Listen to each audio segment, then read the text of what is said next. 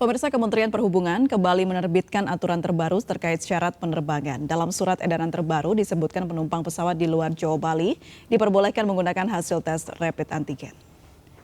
Surat edaran yang berlaku sejak 28 Oktober dijelaskan bahwa penumpang yang menggunakan pesawat terbang antar wilayah di luar Jawa dan Bali, di samping menunjukkan bukti vaksinasi minimal dosis pertama, juga harus menyertakan tes PCR atau tes antigen.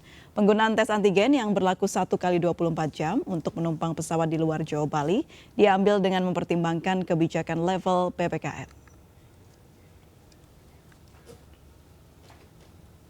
Kabar baik terkait dengan penanganan COVID-19 di Indonesia. Secara global, Indonesia masuk dalam 5 besar negara penyumbang COVID-19 terendah. Sementara itu, Pusat Pengendalian Penyakit Amerika Serikat menempatkan Indonesia dalam negara kategori level 1 atau kategori rendah COVID-19.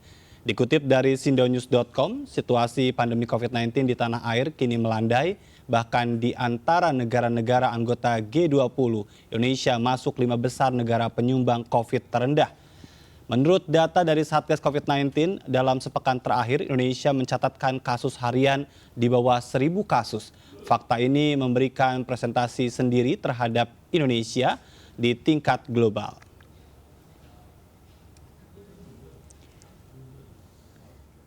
Ya, pemirsa, satu lagi kabar baik terkait penanganan COVID-19 di Indonesia. Pusat Pengendalian Penyakit Amerika Serikat (CDC) menempatkan Indonesia dalam negara kategori level 1 atau kategori rendah COVID-19. Sementara itu, Pusat Pengendalian Penyakit Amerika Serikat (CDC) menempatkan Indonesia di kategori level 1. CDC pun mengimbau pelaku perjalanan yang akan berkunjung Indonesia agar telah divaksin penuh. Menurut CDC, wisatawan yang sudah divaksinasi penuh lebih kecil kemungkinannya tertular dan menyebarkan COVID-19. Pemerintah Indonesia sendiri mengeluarkan kebijakan baru bagi warga asing yang akan berkunjung seperti wajib vaksinasi COVID-19 lengkap, menjalani tes PCR dari negara asal dalam kurun waktu 3 kali 24 jam, serta menggunakan aplikasi Peduli Lindungi untuk screening COVID-19.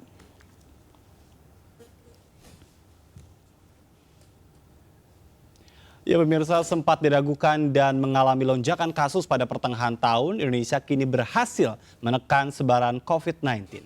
Ya, keberhasilan tersebut juga diapresiasi Pusat Pengendalian Penyakit Amerika Serikat (CDC). Selain itu, di antara negara anggota G20, Indonesia masuk 5 besar negara penyumbang COVID-19 terendah. Lantas, bagaimana Indonesia menghadapi ancaman gelombang 3 pada libur akhir tahun? Dan mampukah masyarakat Indonesia menahan euforia dan kerinduan akan keramaian? Telah bergabung bersama kami Ketua Bidang Komunikasi Publik Satgas COVID-19, Bapak Heri Trianto. Selamat sore, Pak Heri. Selamat sore, Mbak April. Baik, Pak Heri. Yang pertama saya ingin bertanya soal penumpang di bandara yang sekarang ini syarat penerbangan nih Pak Heri sudah mulai ada juga ya pelonggaran, tidak hanya PCR tetapi juga boleh dengan antigen. Mungkin ada hal yang ingin disampaikan dari Satgas. Ya, prinsipnya kita tetap berhati-hati dan diperbolehkannya antigen itu hanya berlaku di luar Jawa Bali dan untuk perjalanan di luar Jawa Bali. Tetapi kalau dari luar Jawa Bali mau ke Jawa Bali, ketentuannya masih mengikuti surat edaran nomor 21 di mana mereka wajib tetap tes PCR. Tentu saja untuk pesawat udara ini lalu lintas terbesar tetap ada di Jawa Bali dan karena memang ketentuan Kementerian Perhubungan pesawat itu bisa 100%, maka kita memang harus lebih berhati-hati agar tidak sampai terjadi penularan di dalam moda transportasi pesawat udara. Demikian, Mas. Baik, tapi terkait dengan mobilitas masyarakat yang tentu semakin tinggi belakangan ini, bagaimana Satgas sendiri untuk bisa merespon aktivitas masyarakat tersebut dengan melakukan pencegahan? Karena kita tahu nih sekarang Indonesia sedang diapresiasi dunia begitu kan, karena tingkat COVID-19-nya yang terus melandai dalam beberapa pekan. Iya, benar. Kita tentu senang dengan penurunan atau tingkat penularan yang sangat rendah ya. Kasus harian di bawah 1.000 dalam beberapa pekan terakhir. Tetapi tentu saja ini bukan menjadi alasan untuk kita lengah ya. Bahwa kita harus tetap siaga karena memang COVID itu masih ada gitu. Jadi ini yang memang selalu diingatkan untuk pemerintah bahwa pandemi ini belum berlalu. Jadi ketika masyarakat mobilitasnya meningkat, mereka tetap harus senantiasa berhati-hati agar jangan sampai tertular, kendati risikonya sekarang sudah semakin mengecil. Demikian. Baik, Pak Heri, ada dugaan atau kemungkinan adanya gelombang ketiga meski libur Natal sudah dihapus begitu. Nah, ini faktor-faktor apa saja yang mungkin membuat adanya gelombang ketiga? Bisa dijelaskan, Pak Heri? Iya, memang di semua negara di dunia ketika kasusnya turun itu terjadi peningkatan mobilitas warganya. Dan pada saat yang sama juga terjadi penurunan kepatuhan dan kedisiplinan dalam menjalankan protokol kesehatan. Sebenarnya ini sering terjadi ya, pada satu periode gitu, dan ini yang semestinya harus kita antisipasi dan tidak boleh terjadi lagi. Jadi ketika masyarakat sekarang mau bepergian, mereka harus memastikan bahwa mereka adalah tidak sedang tertular, kemudian juga tidak akan menularkan kepada orang lain. Makanya screening diperlukan, semua moda transportasi diwajibkan melakukan screening, kendati skalanya beda-beda ya, ada yang antigen, tetapi untuk pesawat udara Jawa Bali adalah PCR. Ini semata-mata untuk memastikan bahwa tidak terjadi transmisi atau peningkatan transmisi ketika masyarakat meningkat mobilitasnya. Kalau terkait dengan peluang terjadinya gelombang ketiga, ini memang terjadi di banyak tempat. Kita juga jangan lupa bahwa kita ini selalu tertinggal. Tertinggal itu dalam hal waktu ya, ketika kita gelombang penularan itu meningkat. Kita bisa lihat dalam beberapa periode, ketika di tempat lain ya, bulan Mei misalnya, di luar Indonesia itu sangat tinggi, waktu itu Indonesia juga sedang rendah-rendahnya. Kemudian mulai bulan Juni terjadi kenaikan dan terjadi puncak gelombang kedua di bulan Juli dan Agustus. Ini mestinya harus kita cegah, jangan sampai terjadi nanti di bulan Desember dan Januari. Pencegahannya seperti apa, Pak Heri? Ya, pencegahannya adalah memastikan bahwa protokol kesehatan itu harus dijalankan. Euforia sama sekali tidak boleh terjadi. Protokol kesehatan memakai masker harus didisiplinkan terus-menerus. Kemudian yang kedua, ketika level penularan pada level yang sangat rendah seperti sekarang, vaksinasi harus dipercepat. Kita cukup senang saat ini 2 juta per hari rata-rata vaksinasi bisa dilakukan. Sehingga kalau sampai terjadi gelombang ketiga pada bulan bulan Desember, Januari lagi nanti, itu sebagian besar masyarakat Indonesia sudah divaksin, sehingga risiko fatality-nya itu juga semakin rendah. Kita tahu vaksinasi itu bisa menekan risiko kematian jika orang tertular ya, itu hingga 73%. Ketika pakai masker itu bisa melindungi penularan hingga 80%. Jadi kalau keduanya digabungkan, rasanya kita bisa menghindari penularan itu dengan lebih baik. Baik, Pak Heri, ini kalau berbicara tentang aturan yang belakangan ini hampir dalam 1 bulan ini kan banyak sekali aturan yang berubah begitu kan, dan ini dikhawatirkan masyarakat justru semakin tidak jelas sebetulnya begitu ya. 1 minggu yang lalu berbeda dengan 1 minggu yang sekarang. Ini bagaimana supaya juga memastikan kesadaran masyarakat tumbuh dengan tidak hanya bicara tentang prokes, tapi juga tadi ya target-target yang tentu menjadi penting adalah teredukasi masyarakat ini, tersosialisasi juga aturannya. Apa strateginya? Ya. Benar bahwa regulasi di dalam penanganan pandemi itu mungkin sepanjang sejarah Republik ini paling dinamis ya. Perubahannya sangat cepat, menyesuaikan juga. Kadang-kadang selain atas dasar epidemiolog juga memperhitungkan kesiapan infrastruktur. Jadi tentu saja perubahan-perubahan itu semata-mata sebenarnya dimaksudkan untuk memastikan bahwa transmisi itu tidak kembali terjadi. Ini sebenarnya hanya salah satu upaya.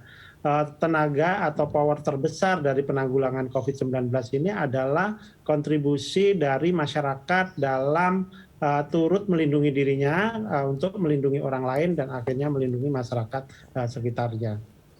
Baik, Pak Heri, kekebalan komunal apakah sudah terbukti menekan angka penularan yang kita tahu sekarang angka vaksinasi sudah sangat tinggi?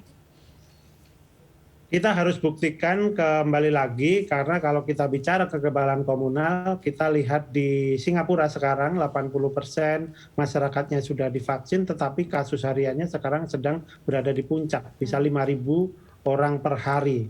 Nah, ini yang memang masih banyak rupanya tentang COVID-19 ini yang belum kita ketahui, Mbak April. Jadi kita makanya penting untuk tetap berhati-hati, memastikan protokol kesehatan, memakai masker tadi, menjaga jarak itu sebagai salah satu cara yang efektif kita untuk menghindari transmisi penularan virus ini. Baik, Pak Heri, ini kalau berbicara tentang suksesnya Indonesia menekan sebaran COVID-19 dari yang sebelumnya kita tahu di pertengahan tahun kita mengalami lonjakan yang luar biasa dan diapresiasi dunia. Ada yang menyebut bahwa pertemuan negara-negara G20 yang sekarang sedang dimulai di Italia itu juga dijadikan sebagai panggung bagi pemerintah atas suksesnya penanganan COVID-19. Ada tanggapan dari Satgas? Ya, sebagai sebuah diplomasi dan kemudian memang kenyataannya penularan kita pada titik yang rendah itu sangat bagus ya. Bisa menjadi juga pembelajaran bagi negara-negara lain. Tetapi tentu saja sebagai diingatkan oleh Presiden, kita memang tidak boleh lengah. Jadi ini yang harus benar-benar kita jaga, keseimbangan ini, kewaspadaan tetap ada karena memang COVID itu masih ada gitu. Jadi ini hendaknya juga tidak membuat kita semua besar kepala, tetapi tetap menjaga kewaspadaan karena di berbagai belahan di dunia, termasuk di Eropa, Amerika Serikat, kasus hariannya cukup tinggi dan kasus kematiannya juga cukup tinggi. Misalnya di Rusia dan Amerika Serikat sekarang kematian harian masih di atas 1.000 orang dengan penularan harian di atas 50.000 orang. Tentu ini menjadi pembelajaran buat kita agar ketika kita bisa menekan kasus yang sudah rendah ini tidak terjadi gelombang berikutnya, ya tentu saja tetap dengan protokol kesehatan. Karena kita tahu beberapa negara di Eropa dan di Amerika itu sudah tidak mewajibkan masyarakatnya menggunakan masker lagi ketika lebih dari 80% penduduknya sudah divaksin. Nah, ini sepertinya tidak boleh kita lakukan dan jadi pembelajaran berharga bagi kita semua. Baik, bicara soal bagaimana COVID-19 ini masih terus tinggi angkanya di negara-negara di luar Indonesia begitu, Pak Heri. Yang kita ketahui varian baru yang sedang naik ini di Inggris yaitu varian Delta Plus atau AY4.2. Nah, kemungkinannya apakah besar bisa masuk ke Indonesia, Pak Heri? Ya, kita berharap tidak terjadi masuk ke Indonesia, tapi sejauh ini dari sejumlah riset kita tahu ada di 42 negara. Ketika kita bisa secara disiplin menjaga perbatasan kita, diantaranya sekarang adalah dengan kewajiban melakukan karantina 5 hari dengan tes PCR 2 hari, 2 kali ketika sampai di Indonesia. Mudah-mudahan ini menjadi screening yang cukup efektif. Tentu saja dengan syarat tidak ada seseorang atau beberapa orang yang dibiarkan lolos ketika mereka harus menjalani karantina. Rasanya kedisiplinan kita, kepatuhan kita terhadap regulasi ini sangat penting tadi untuk menghindari varian baru itu masuk dan tidak terdeteksi. Kalau kemudian terdeteksi pada saat karantina tentu akan mudah dilokalisir. Tetapi kalau tidak terdeteksi dengan mereka melanjutkan perjalanan ketika mengidap virus, itu tentu akan sangat berbahaya terhadap penularan di tanah air. Ya, baik. Ini kan selain recovery ekonomi ya terkait dengan pandemi yang melanda semua negara, Indonesia juga kembali akan menjadikan penanganan kasus COVID-19 di tanah air sebagai panggung di G20. Tapi kita berharap tentu pada saat Indonesia berbicara di kancah internasional tentang strategi yang dilakukan, tidak ingin besoknya justru kita mengalami gelombang ketiga. Dan itu potensinya ada di November dan Desember. Strategi khusus apa yang dilakukan oleh Satgas COVID-19 untuk bisa memastikan keberlangsungan ini bisa sampai terus dan bahkan kabarnya kan kita baru akan booster vaksin ini di Maret 2022. Ya benar, kita selalu mengingatkan masyarakat untuk tidak euforia ya dengan keadaan sekarang dan selalu mengingatkan mereka bahwa pandemi ini masih terjadi. Hal kedua yang dilakukan pemerintah adalah meniadakan libur akhir tahun, terutama cuti bersama ya, yang diharapkan ini bisa menekan minat masyarakat untuk bepergian. Karena berdasarkan survei yang dilakukan oleh Kementerian Perhubungan saat beberapa pekan lalu, itu ada sekitar 19 juta masyarakat di Indonesia yang ingin bepergian pada saat libur tahun baru nanti. Tentu ini jangan sampai terjadi dan menjadi PR kita untuk mempersuasi yang 19 juta ini untuk sementara mengurungkan niatnya jika memang tidak terlalu mendesak ya. Ya kita sudah tahu 2 tahun ini banyak hal yang dibatasi, tetapi rasanya jangan sampai karena kesalahan kita bersama atau beberapa di antara kita itu merusak pencapaian-pencapaian yang sudah kita lakukan, pengorbanan-pengorbanan yang sudah kita lakukan dalam 20 bulan terakhir ini. Baik, Pak Heri, kalau tadi strategi sudah sangat jelas, nah ini bentuk pengawasan dari Satgas COVID-19 seperti apa untuk bisa mengawasi? Karena yang kita ketahui dengan adanya pelonggaran ini, otomatis volume mobilitas masyarakat juga tinggi. Iya benar, jadi masing-masing pemerintah daerah itu juga harus tetap waspada. Di antaranya ketika tempat-tempat wisata mulai dibuka, sebenarnya sejumlah daerah kalau kita ke Puncak bahkan ke Sentul ya, itu harus ganjil genap ya kendaraannya, jadi benar-benar dibatasi. Ini semata-mata tadi untuk menjaga physical distancing ya, menjaga jarak agar ketika mereka berdatangan atau berkerumun di satu tempat tidak berdesak-desakan yang itu berisiko misalnya. Itu salah satu. Kemudian yang kedua ya tentu saja tadi upaya vaksinasi itu dilakukan itu untuk memproteksi, untuk mencegah risiko kematian itu lebih tinggi. Kita tahu risiko kematian COVID di Indonesia itu adalah tertinggi di dunia.